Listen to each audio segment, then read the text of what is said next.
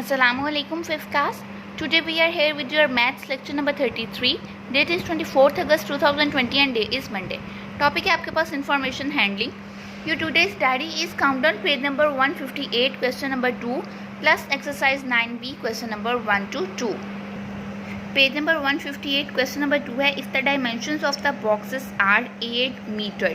अब देखिए यहाँ पे सेंटीमीटर लिखा हुआ था बाय 12 मीटर. तो हमने जो लास्ट टाइम इस क्वेश्चन को किया था उससे हमने पहले 12 मीटर को पहले सेंटीमीटर में कन्वर्ट किया था और फिर उसका आंसर देखा था. लेकिन वो मेथड जो है वो आप लोगों के लिए बहुत लॉन्ग है और यहाँ पर जो है वो रिक्वायर्ड भी नहीं है. तो इसलिए हम क्या कर रहे हैं कि ये अज्यूम कर रहे हैं कि आपके पास जो सी लिखा है 8 सेंटीमीटर, उसमें से सी को कट कर दें. ये आपके पास जो क्वेश्चन होगा if the dimensions of box are 8 metre by 12 metre what is its perimeter. अगर आपके पास एक बॉक्स है और उसकी लेंथ और ब्रीथ आपको गिवन की गई है 8 मीटर बाय 12 मीटर, क्योंकि हम इस अजम्पशन पे बेस कर रहे हैं कि आपके पास ये जो वर्ड प्रॉब्लम है बाकी क्वेश्चन है वो मीटर में गिवन है. ये देखिए 100 मीटर, 35 मीटर, 18 मीटर, 9 मीटर, तो ये 50 मीटर. तो ये जो आपका क्वेश्चन था इसमें भी जो सेंटीमीटर जो है वो सी है वो हो सकता है कि टाइपिंग एरर हो. तो इसलिए हम इसको 8 मीटर बाय 12 मीटर के साथ जो है वो आज सॉल्व कर रहे हैं. और आप इसी पैटर्न को जो है अगर पेपर में इन केस ही क्वेश्चन आता है तो आप लोग यही पैटर्न जो है वो फॉलो कीजिएगा. लिखा है dimensions of box is equals 8 metre by 12 metre as box is in rectangle shape. So perimeter of box आपको पता है क्या होता है 2l+b. नीचे हमने एज इट इज़ के मार्क्स लगा दिए हैं और 2l+b की जगह पे हमने 8 मीटर और 12 मीटर राइट कर दिया. दरमियान में प्लस फार्मूला का है उसको वैसे का वैसे ही रहने देंगे. अब 12 में 8 प्लस करेंगे तो आपके पास आंसर आ जाएगा 20 मीटर. 20 मीटर को जब आप 2 के साथ मल्टीप्लाई करेंगे you will get the perimeter of box is equals 40 metre और नीचे लगा देंगे एक छोटी सी एंडिंग लाइन. आगे आपके पास exercise 9b question number 1 is filling the blanks.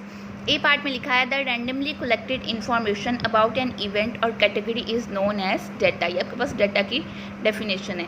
B part में लिखा है bar graphs can be represented horizontally और वर्टिकली. जो आपके बार ग्राफ हैं उनको आप हॉरिजॉन्टली भी शो कर सकते हैं और वर्टिकली भी शो कर सकते हैं. The topic of the graph is known as कि आपके पास जो ग्राफ का टॉपिक होता है जिससे हमें पता चलता है कि ग्राफ किसके बारे में है उसको क्या कहते हैं title.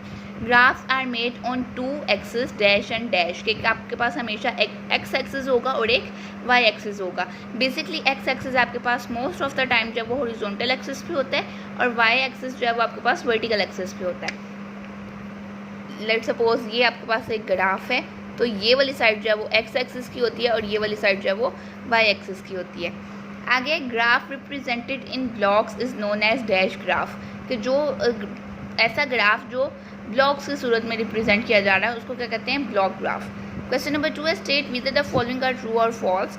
Bar graphs have space between the bars कि बार ग्राफ में स्पेस होती है तो दैट्स ट्रू.